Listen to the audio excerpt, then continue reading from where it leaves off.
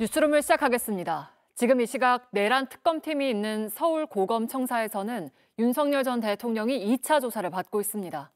굳은 표정으로 출석한 윤 전 대통령은 기자들 질문에 답하지 않고 조사실로 향했습니다.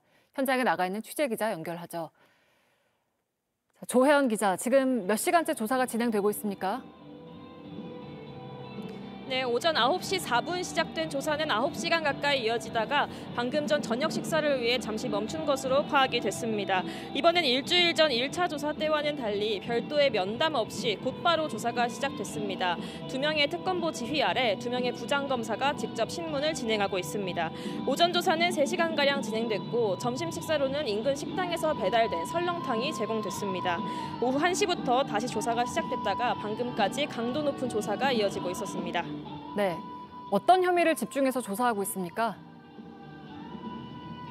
네, 특검팀은 윤 전 대통령에 대해서 제기된 의혹 전반에 대해 전방위적으로 조사를 하겠다는 입장입니다. 그만큼 준비된 질문의 목록도 상당한 것으로 전해지는데요. 1차 조사 때 확인하지 못했던 체포 저지 그리고 비아폰 삭제 지시 혐의 등을 오전 3시간 동안 조사했고 오후 때는 사후 계엄 선포문을 만들고 결재했다는 사후공문서 관련 혐의, 또 국무회의 관련 직권남용, 평양 무인기 침투 의혹 등 외환, 일반 이적죄 관련 혐의도 조사를 진행하고 있습니다. 지난 일주일 참고인 조사를 통해 확보된 진술 등을 토대로 윤 전 대통령의 주장이나 해명 등을 교차하고 검증하는 방식으로 조사가 진행되고 있습니다. 네, 첫 조사 때는 오후 조사를 거부하면서 신경전을 벌이기도 했는데 오늘 조사는 잘 이루어지고 있는 건가요? 네, 그렇습니다. 특검팀은 윤 전 대통령이 1차 조사 때와는 달리 조사에 협조적으로 응하고 있다고 밝혔습니다. 지난번 경찰 주도 조사에 반발하면서 오후에 조사실에 들어오지 않고 또 밖으로는 입장문을 내면서 특검팀과 신경전을 벌이던 것과는 조금 다른 태도입니다. 이번엔 특검이 조사 담당자를 교체해서 논란의 여지를 없앤 데다가 윤 전 대통령 측도 최대 130일 넘게 계속될 특검 수사 국면에서 계속 각을 세워서는 유리할 게 없다는 판단을 한 것으로 보입니다. 네, 조사는 언제까지 이어질까요? 네, 일단 특검이 준비한 질문의 분량이 좀 방대한 만큼 오늘 내에 조사를 다 끝낼 수 있을지 여부는 불투명한 상황입니다.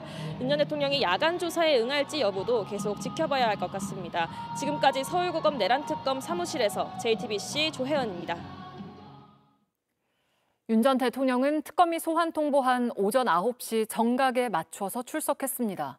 앞서 서초동 집에서 나와 이동할 땐 지지자들을 향해서 손을 흔들었지만 국민들에겐 비상계엄 사태에 대해서 끝내 사과하지 않았습니다. 오늘도 특검 주변엔 일부 지지자가 모였지만 1차 조사 때와 비교하면 눈에 띄게 줄어들었습니다. 이어서 오원석 기자입니다. 오전 8시 56분 서울 서초동 아크로비스타 주차장 차단기가 열리고 윤 전 대통령이 탄 검은색 승합차가 빠져나갑니다.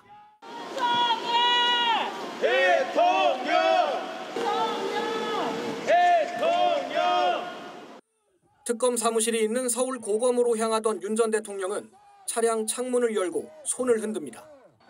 대통령 들어오는 것 같습니다. 윤석열 대통령! 윤석열 대통령! 그러나 특검에 도착해 차량에서 내린 윤 전 대통령은 취재진 질문에는 아무런 대답을 하지 않았습니다. 국민들에게 사과나 혐의에 대해 설명하실 말씀 없으십니까? 박종경 조사 오늘도 거부하시는 건가요? 사후 계엄 선포문 관여 안 하셨습니까? 네, 폐기는 왜 승인하셨나요? 지지자들에게 손을 흔들어 인사한 전직 대통령은 정작 국민에겐 어떠한 사과나 설명도 하지 않았습니다. 경찰은 이날 기동대 12개 부대, 경찰 인력 720여 명을 고검 주변에 배치했습니다. 윤 전 대통령이 출석할 때 특검 주변에 모인 지지자들 숫자는 일주일 전 1차 조사 때와 비교해 절반도 되지 않는 모습이었습니다. 무대는 텅 비었고 집회를 위해 점거한 도로도 한산했습니다. 오후 들어 지지자들은 점차 늘어났지만 맞불 집회 참가자들과 별다른 충돌은 없었습니다. JTBC 오원석입니다. 내란특검은 윤 전 대통령에 대한 1차 조사 뒤 일주일 동안 전현직 국무위원을 비롯한 핵심 관계자들을 줄줄이 소환해서 이번 2차 조사를 준비해 왔습니다. 그동안 확보한 물적 자료와 진술을 가지고 윤 전 대통령의 혐의를 따져볼 텐데요. 법조팀의 김혜리 기자와 함께 자세하게 짚어보겠습니다. 자, 특검팀이 들여다보는 윤 전 대통령의 혐의는 어떤 것들이 있습니까? 네, 특검팀이 이번 주에 줄줄이 소환한 인사들의 면면을 보면은요, 윤 전 대통령의 혐의를 가늠할 수가 있습니다. 첫 번째가 계엄 전 국무회의와 관련한 직권남용 혐의입니다. 특검은 이 회의에 참석하지 못했던 국무위원만 이번 주에 3명을 불렀죠. 안덕근 장관, 유상임 장관은 지난 2일, 그리고 이주호 장관은 어제 소환을 했습니다. 수사팀은 윤 전 대통령이 권한을 남용해서 이 국무위원들을 배제해서 이들의 국무회의 심의 의결권을 침해했다고 보고 있습니다. 참석하지 못한 국무위원들을 직권남용의 피해자라고 본 겁니다. 네, 그리고 사후 계엄 문건 의혹도 좀 집중적으로 들여다보고 있죠. 그렇습니다. 특검은 윤 전 대통령이 계엄 선포 과정의 위법성을 가리려고 계엄 선포문을 나중에 허위로 작성한 건 아닌지를 따져보고 있습니다. 이번 주에 강희구 전 대통령실 부속실장, 김주현 전 민정수석, 그리고 한덕수 전 총리가 줄줄이 소환이 됐어요. 전부 사후 계엄 문건 의혹의 핵심 관계자들입니다. 김 전 수석은 지난해 12월 5일 강 전 실장에게 연락을 했습니다. 이때 대통령의 국법상 행위는 문서로 해야 하는데 비상계엄 관련 문서가 있냐고 했고 강 전 실장이 그 후에 비상계엄 선포 문건을 만든 것으로 조사가 됐습니다. 이 문건에 한 전 총리가 서명을 했고 이틀 후에 윤 전 대통령이 결재했습니다. 나중에 문제가 될 걸 우려한 한 전 총리가 없던 일로 하자고 해서 결국 이 문서는 폐기가 됐지만 특검은 허위 공문서 작성 혐의를 수사하는 동시에 사후 폐기가 증거인멸에 해당할 수 있는지도 살펴보고 있는 걸로 알려졌습니다. 네, 그리고 박종준 전 경호처장과 김성훈 전 경호처 차장도 조사를 받았어요. 어떤 혐의와 관련이 된 건가요? 이 두 사람은 윤 전 대통령이 경호처에 체포영장 집행을 저지하라고 지시한 혐의랑 비화폰 기록 삭제를 지시한 혐의를 보강하기 위해서 부른 걸로 보입니다. 김 전 차장에 대해선 새벽 1시가 넘어서까지 조사가 이뤄질 만큼 고강도 조사가 이뤄졌습니다. 여러 갈래의 윤 전 대통령 혐의를 따져보기 위해서 전방위로 소환 조사가 이뤄진 만큼 오늘 2차 조사 결과에 따라서 특검이 윤 전 대통령에 대한 구속영장을 청구할 수 있다는 관측이 나옵니다. 다만 일각에선 적용할 혐의가 많고 앞서 조사한 내용이 방대하기 때문에 윤 전 대통령을 추가로 부를 수 있다는 의견도 제기됩니다. 네, 잘 들었습니다. 법조팀의 김혜리 기자와 함께했습니다. 31조 8천억 원 규모의 초대형 추경안이 어젯밤 국회 본회의에 이어서 오늘 국무회의까지 통과했습니다. 12조 원 넘는 전국민 소비 쿠폰 예산이 포함된 추경입니다. 이재명 대통령은 휴일인 오늘 국무회의를 열고 하루빨리 집행하라고 지시했습니다. 먼저 유선희 기자입니다. 휴일이지만 이재명 대통령은 국무회의를 소집했습니다. 주말인데 급작스럽게 예정이 없는 국무회의를 하게 돼서 우리 국무위원 여러분들 갑자기 어디 일정 잡으셨다가 취소하고 그러면서 국무회의를 급히 연 이유를 설명했습니다. 매우 어려운 국민 경제 상황을 고려해서 긴급하게 편성한 추경이기 때문에 하루라도 빨리 집행이 돼서 6월 임시국회 마지막 날인 어젯밤 늦게 국회를 통과한 추경안을 당장 심의 의결해서 조금이라도 빨리 집행하도록 하겠다는 겁니다. 비공개로 전환한 뒤엔 정확한 집행을 강조했습니다. 행정안전부의 민생회복 소비쿠폰 집행계획을 보고받은 이 대통령은 소비쿠폰 지급 과정에서 혼선이 발생하지 않게 실무적으로 잘 챙겨달라 당부했습니다. 당초 30조 5천억 원 규모였던 정부 추경안은 국회 심사를 거치며 31조 8천억 원에 육박하게 됐습니다. 눈에 띄는 항목은 민생회복 소비쿠폰 예산 12조 1,700억 원, 대통령실과 법무부, 감사원, 경찰청까지 4개 기관 특수활동비 105억 원, 무공해차 보급 확대 사업 1,050억 원, 영유아 보육료 지원 사업 1,131억 원 등입니다. 반면 방위사업청 소관 예산은 900억 원가량 줄었습니다. 이 대통령은 회의에서 산업 중대재해와 관련해 종합대책을 주문하기도 했습니다. 사망사고 같은 중대재해 예방대책, 또 사후 책임을 확실히 묻는 대책, 이거를 좀 종합적으로 전 부처들 역할이나 이런 걸 전부 다 취합해서 국무회의에서 보고해 주시기 바랍니다. 오늘 국무회의에는 지난 3일 국회 인준을 받은 김민석 국무총리가 처음으로 참석했습니다. JTBC 유선입니다. 이제 관심은 이번 초대형 추경의 핵심인 12조 원 넘는 민생회복 소비 쿠폰이 국민들에게 언제, 어떻게, 그리고 얼마나 지급되느냐입니다. 임지수 기자가 자세하게 설명해 드리겠습니다. 민생회복 소비 쿠폰 예산 12조 1,700억 원은 전체 추경 중 38%에 해당합니다. 소득 수준에 따라 1인당 15만 원부터 지급되는데 한부모 가족이나 차상위 계층은 30만 원, 기초생활수급자는 40만 원을 받게 됩니다. 여기에 비수도권 거주자에겐 3만 원을 더 주고 농어촌 인구 감소 지역엔 5만 원을 더 줍니다. 우리 경제의 회복을 위한 마중물로서 전반적인 소비 활성화와 어려운 분들에 대한 소득 지원이라는 두 마리 토끼를 잡을 수 있기를 기대합니다. 신청은 오는 21일부터 9월 12일까지 카드사 앱이나 은행 또는 주민센터에서 할 수 있습니다. 지급 방식은 신용카드, 체크카드, 선불카드나 지역사랑 상품권 중 선택할 수 있습니다. 주소지 관할 시군 내에서 오는 11월 30일까지 쓸 수 있고 이 기한을 넘기면 잔액은 환수됩니다.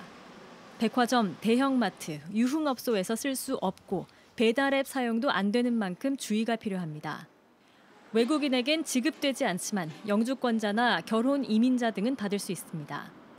국민의힘은 선심성 현금 살포라며 비판하고 있습니다. 경제를 살리기 위해서 그 효과도 미비할 뿐만 아니라 일시적인 방법에 불과하다. 하지만 이번 추경으로 내년까지 경제 성장률을 0.2%포인트 끌어올릴 걸로 보고 있는 정부는 특히 쿠폰을 통한 저소득층의 소비 진작 효과에 기대를 걸고 있습니다. 이를 위해 추석을 앞둔 9월 말부턴 2차 쿠폰 지급도 예정됐습니다. 소득 상위 10%를 제외하고 국민 1인당 10만 원을 한 번 더 지급하는 겁니다. 이때 건강보험료 기준으로 대상을 선발하게 되는데 월급쟁이 직장 가입자와 고액자산 지역 가입자 사이 형평성 문제가 제기될 수 있는 만큼 조만간 구체적인 기준을 마련할 예정입니다. JTBC 임지수입니다. 그런데 어젯밤 추경안이 국회 문턱을 넘는 과정에서는 다소 잡음도 있었습니다. 여야 합의는 끝내 불발됐고 여당 민주당 안에서도 검찰 특활비를 놓고 갈등이 빚어지면서 본회의가 6시간이나 밀린 겁니다. 강희영 기자입니다. 국민의힘은 민생회복 소비 쿠폰 예산 증액, 그리고 윤석열 정부에서 전액 삭감됐던 대통령실 특수활동비의 복원을 문제 삼았습니다. 이 때문에 예결위 소위와 전체 회의에 불참하자 민주당은 단독으로 추경안을 의결했습니다. 다만 복원된 특활비 중 검찰 몫을 두고선 민주당 안에서도 다른 목소리가 나왔습니다. 본회의를 앞두고 열린 의원총회에서 검찰개혁을 주도해온 의원들이 검찰 특활비를 이번 추경에 편성하는 게 온당하지 않다며 반발한 겁니다. 결국 검찰개혁 입법 완료된 뒤에 집행한다는 부대 의견의 단서로 다는 걸로 조정됐지만 이 과정에서 당초 오후 2시에 열기로 했던 본회의가 6시간 넘게 늦춰졌습니다. 본회의장에 있던 야당은 항의하면서 퇴장했고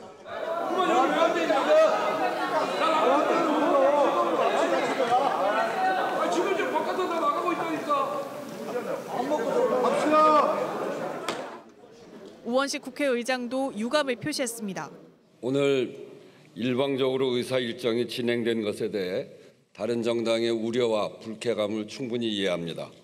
결국 밤 10시 30분을 지나서야 본회의가 본격적으로 열렸는데 여야는 다시 한번 충돌했습니다. 대통령 특수활동비를 전액 단호하고 깨끗하게 삭감하셨습니다. 왜 그렇게 하셨습니까? 멀쩡히 일 잘하는 대통령이었다면 그런 일도 없었을 겁니다. 이어진 표결에서 추경안은 국민의힘 불참 속에 찬성 168표, 반대 3표, 기권 11표로 통과됐습니다. 검찰 특활비 복원을 반대한 일부 의원들이 기권과 반대를 누른 겁니다. 대통령실은 이런 우려를 의식한 듯 검찰 특활비가 책임 있게 쓰이고 소명하는 과정이 있을 거란 입장을 밝혔습니다. JTBC 강희연입니다. 이진숙 방송통신위원장이 업무상 배임 등으로 고발된 지 1년 만에 경찰에 출석했습니다. 대전 MBC 사장 시절 법인카드를 유용한 혐의 때문인데요. 이 위원장은 경찰에 들어가면서도 정치적 목적의 조사라고 주장했습니다. 정영재 기자입니다. 이진숙 방송통신위원장이 경찰서로 들어옵니다. 대전 MBC 사장일 때 법인카드를 유용했다는 혐의로 조사를 받기 위해 경찰에 출석하는 겁니다. 10년이 지난 지금 문제를 삼아서 저를 부르는 것은 대단히 정치적인 목적이 있다. 민주언론시민연합 등이 이 위원장을 업무상 배임 등 혐의로 고발한 건 1년 전입니다. 경찰은 그동안 이 위원장이 법인카드를 사용한 빵집과 와인 판매점 등을 여러 차례 압수수색을 했고 이 위원장에 대해 출석도 요구했습니다. 하지만 이 위원장은 3차례 출석 요구에 모두 응하지 않았습니다. 이 위원장은 오늘 경찰에 나오면서도 반발했습니다. 이게 또 정권 교체기가 되니까 어떻게든 문제를 삼아서 이진숙을 손을 보는 것이 아닌가 이런 개인적으로 생각을 그렇게 할 수밖에 없어요. 당초 경찰은 오늘 오전으로 출석을 통보했습니다. 하지만 이 위원장은 서울에서 열린 국무회의 참석을 이유로 오후에 나왔습니다. 방통위원장은 국무위원이 아니어서 국무회의 참석이 의무사항은 아닙니다. 그동안 소환에 불응해온 이 위원장이 뒤늦게 응한 데는 경찰의 강제 수사에 돌입할 수 있다는 전망이 정치권에서 제기된 영향도 있다는 분석이 나옵니다. JTBC 정영재입니다. SK텔레콤이 고객정보 해킹 사고에 대한 보상책을 발표했죠. 정부 결정에 따라서 해지 고객들에게 위약금을 면제해 주는 게 가장 큰 내용인데 그런데 그 기간이 너무 짧다는 지적입니다. 자세한 내용 안지현 기자입니다. SK텔레콤 보상안의 핵심은 해지 시 내야 하는 위약금을 면제해 주는 겁니다.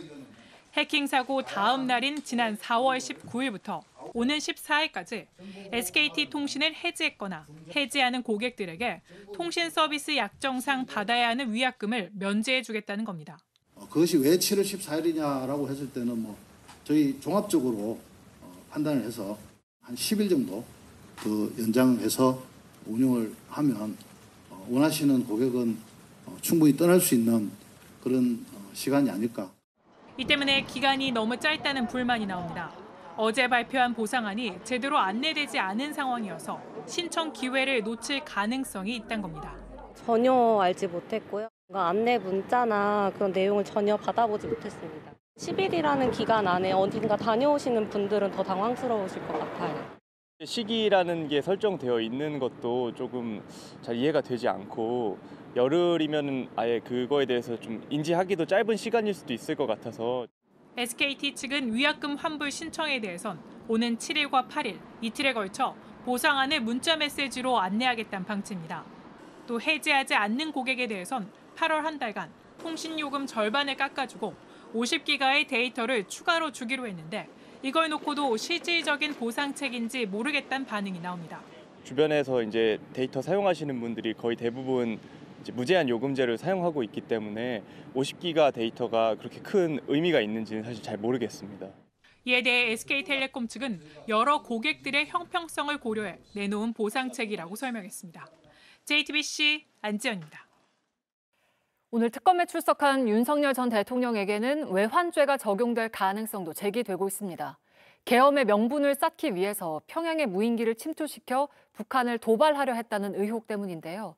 그동안 알려진 것과 달리 침투 작전을 합동참모본부 측에서도 미리 알고 있었다는 주장까지 나왔습니다. 김재형 기자입니다. 북한은 지난해 10월 8일 백령도에서 날린 우리 군 무인기가 평양 상공에 침투했다고 주장했습니다. 군은 당시 확인해 줄 수 없다는 모호한 입장만 반복했지만 윤석열 전 대통령과 김용현 전 국방장관이 12.3계엄의 명분을 쌓기 위해 북한 도발을 지시한 것이란 의혹이 뒤늦게 불거졌습니다. 그런데 이런 지시를 합동참모본부에서도 미리 알고 있었다는 의혹이 새롭게 제기됐습니다. 당시 작전에 관여했던 장교가 무인기가 북한에 침투하기 직전에 이승호 합참작전본부장 측이 보고를 받았다고 밝힌 겁니다. 이 장교는 드론작전사령부 요원들이 불안에 떨면서 합참작전본부장 측에 여러 경로로 전화했다고도 했습니다. 북한과의 무력 충돌로 번지거나 복귀하는 우리 무인기를 북한 무기로 오인하는 상황을 우려한 걸로 보입니다. 이 진술이 사실이라면 그동안 합동참모본부가 밝혀온 입장과 배치됩니다. 그렇게 준비하거나 계획하거나 그런 정황을 가지고 있는 것은 절대 없다고 이 자리에서 말씀드립니다. 제 직을 걸고 말씀드립니다. 내란 특검은 해당 장교의 녹취를 확보해 합참 관계자들이 무인기 침투 작전을 사전에 알고 관여했는지 들여다보고 있습니다. 이런 가운데 김용현 전 장관이 평양 무인기 침투 당일 합동참모본부에까지 경력금을 보낸 사실도 JTBC 취재로 드러났습니다. 지난해 10월 8일 드론작전사령부와 함께 합동참모본부, 지상작전사령부, 공군작전사령부, 그리고 한미연합사령부까지 5곳에 약 300만 원씩을 지급했단 겁니다. 당시 경력금을 준 명부는 군사 대비태세 유공인 걸로 전해졌습니다. JTBC 김재현입니다. 네, 지금부터는 국회 국방위 소속의 부승찬 민주당 의원과 함께 자세한 이야기 나눠보겠습니다. 어서 오세요. 예, 안녕하십니까. 네, 내란 특검에서 그 평양 무인기 침투 사건과 관련해서 윤 전 대통령과 그리고 김용현 전 장관이 북한 발표를 보고 박수치며 좋아했다는 취지의 이제 현역 장교 녹취록을 확보한 걸로 알려졌는데요. 특검에서 그 현역 장교에 대한 소환 조사를 했을까요? 혹시 관련해서 추가로 파악하신 사항이 있습니까? 이번 주 주중에 소환 조사를 한 것으로 알고 있습니다. 네. 반나절 가량 소환 조사를 했다고 합니다. 네, 그러니까 기밀과 관련한 부분이 많다 보니까 현역 장교가 이제 군 관련 제보를 하는 게 사실 쉬운 일이 아닌데 그 해당 장교 같은 경우에는 작년 12월 비상계엄 직후부터 결정적인 제보를 해왔다고요? 네, 예. 제보자는 여러 명 있습니다. 네. 서로 다른 임무를 수행했던 부대원들이죠. 근데 결정적으로 현역 장교가 이 제보를 해준 거고요. 네. 상당히 고심을 많이 했다고 들었습니다. 그 제보자의 주장이 사실이라고 한다면 무인기를 북한에 보낸 이유는 그 비상계엄 선포 요건을 만들기 위해서였다라고 보시는 거죠. 그러니까 정상적인 군사작전이 아니었다고 보는 근거는 어떤 게 있을까요? 실질적으로 군사작전용으로 무인기 혹은 전력, 뭐 비행기, 뭐 전차 이런 것들을 획득하기 위해서는 방위사업법의 절차가 규정돼 있습니다. 네. 그거에 이제 또 국방훈령에 또 절차가 규정돼 있습니다. 네. 아무 무기 체계나 사용할 수 없다라는 겁니다. 근데 방위사업법이나 이런 거 훈령에 근거하지 않는 무인기를 실제 평양에 보냈다라는 게 이 법 규정 위반이고요. 네. 또 하나는 뭐냐면 합참 부의짓이다. 합참이 모르게 해야 된다. 이게 제보자를 통해서 확인이 된 거거든요. 이건 크로스 체크가 된 겁니다. 그러다 보니까 이거는 작전 지휘 체계를 위반한 겁니다. 절차를 위반한 거죠. 그다음에 또 하나는 정전협정 위반입니다. 네. 이 세 가지가 위반됐는데 그러면 보낼 수 없는 거를 보낸 거잖아요. 법과 그다음에 절차 그리고 정전협정까지 위반하는 사안이거든요. 그러면 특정한 의도와 목적을 갖고 있다고밖에 볼 수 없는 거거든요. 그래서 저희는 이제 비상계엄 요건을 만들기 위해서 전시나 혹은 사변, 국가 비상사태를 만들기 위해서 그랬던 게 아닌가 추정하고 있는 거죠. 네, 그 작년에 북한의 무인기를 연달아 침투시킨 직후에 드론 작전 사령부가 그 소속 군인 수십 명을 한꺼번에 포상해달라고 추천을 했고 실제로 표창을 받은 사실이 밝혀지기도 했는데요. 그렇죠. 그러니까 그게 그 드론 대부분 대북 무인기 침투 작전에 참여를 했던 사람들이라는 그렇죠. 거죠. 예. 총 25명입니다. 25명의 명단을 평양에 무인기를 보낸 게 10월 달에 3차례, 네. 11월 중순에 한 차례였지 않습니까? 네. 그 11월 중순 평양 무인기를 보내고 나서 표창 추천자 명단을 국방부를 통해서 보냈거든요. 근데 25명을 보냈는데 국방부 장관 표창 5, 그리고 합참의장 10, 네. 합참의장 10, 그리고 작전본부장 10명에서 총 25명이 표창을 받는 정말 이례적이거든요. 어떤 부대에 국방부 장관 표창 1개 나오기도 어려운데 그것도 실제로 평양 무인기 작전에 관여했던 세계 대대 지휘관부터 하사에 이르기까지 전부 줬다는 겁니다. 네. 그리고 실제로 오늘 윤 전 대통령 2차 소환 조사에서도 외환죄 혐의에 대한 수사가 이루어졌을 것으로 예상이 되는데요. 네. 외환죄의 경우에는 뭐 외환 유치죄, 일반 이적죄 같은 것들이 있는데 윤 전 대통령한테는 어떤 조항들이 적용이 될까요? 실질적으로 외환 유치죄에 대해서는 논란이 많잖아요. 네. 외국과 혹은 외국인과 통모해서 전쟁을 일으키거나 그리고 적국이 공격하게끔 하는 게 이제 외환 유치죄에 해당되기 때문에 네. 북한이 외국이냐. 헌법 3조에 따르면 이제 명확히 대한민국 영토 조항이 있잖아요. 그런 걸 고려했을 때 외환 유치죄냐. 여기는 또 법적으로 논쟁이 있는 거고, 근데 일반 이적죄에는 해당될 가능성이 높습니다.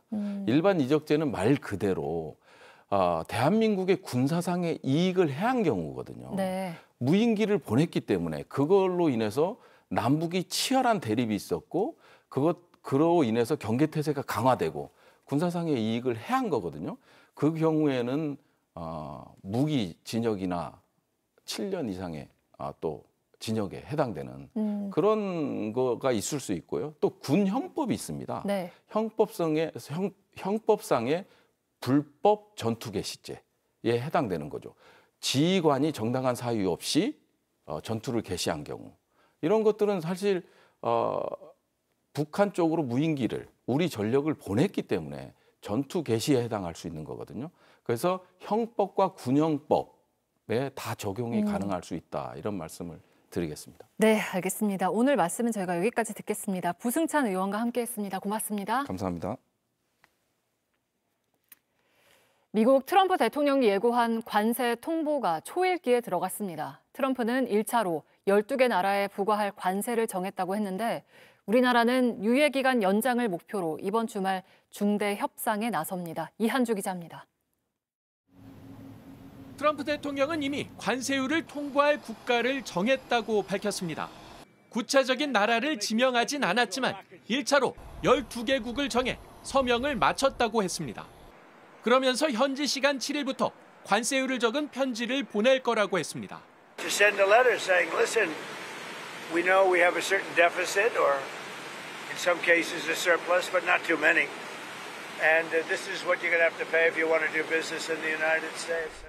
다만 트럼프는 관세 수입은 다음 달 1일부터 들어올 거라고 했습니다. 결국 오는 8일 관세 유예가 종료되더라도 3주가량 협상을 할 수 있는 시간이 있는 겁니다. 협상을 위해 출국한 여한국 통상교섭 본부장은 미국에 도착하자마자 일정 조율에 나섰습니다. 주말 사이 제이미슨 그리어 미국 무역대표부 대표 등을 만나 구체적인 협상안을 제시할 예정입니다. 협상안에는 알래스카 액화 천연가스 사업 참여와 함께 조선업 협력 방안도 포함된 것으로 파악됐습니다. 다만 현재로서는 관세 유예 연장이 1순위 목표입니다. 필요하면 유예를 통해서 계속 상호 호혜적인 내실 있는 그런 윈윈의 협상 결과를 만들자라고 하는 방안도 함께 검토를 하고 있습니다. 하지만 트럼프는 모든 국가에 부과되는 관세가 아무리 낮아도 15% 아래까지 내려가진 않을 거라고 선을 그었습니다. I'd say just a percentage of maybe 15-20% of the ultimate tariff, which would be over the next few months.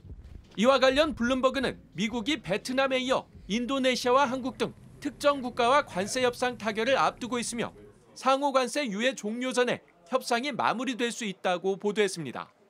JTBC 이한주입니다. 위성락 대통령실 국가안보실장이 내일부터 오는 8일까지 사흘 동안 미국 워싱턴 DC를 방문합니다. 국가안보실은 이번 방미를 계기로 한미 정상회담과 관세 협상 등 두 나라 간 현안에 대해서 심도 있게 논의하겠다고 밝혔습니다.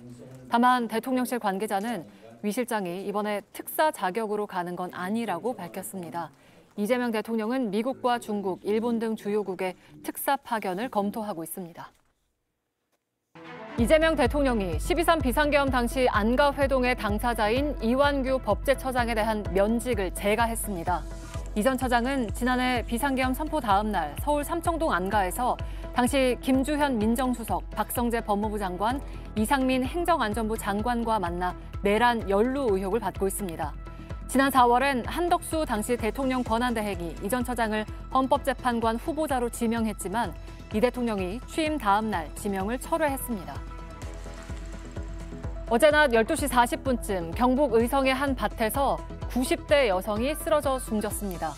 이웃의 신고를 받고 출동한 119 구급대가 여성을 병원으로 옮겼지만 끝내 숨졌습니다. 이날은 경북 대부분 지역에 연일 폭염 경보가 발효 중이었습니다. 경찰은 무더위 속에서 밭일을 하다 열사병으로 쓰러진 것으로 보고 조사하고 있습니다. 토요일인 오늘도 전국에선 36도 안팎의 습도 높은 무더위가 이어졌습니다. 더위는 밤까지 이어져서 서울을 비롯한 곳곳에서 열대야도 계속될 거란 예보입니다. 공다솜 기자입니다. 시원하게 뻗는 분수 아래로 아이들이 뛰어다닙니다.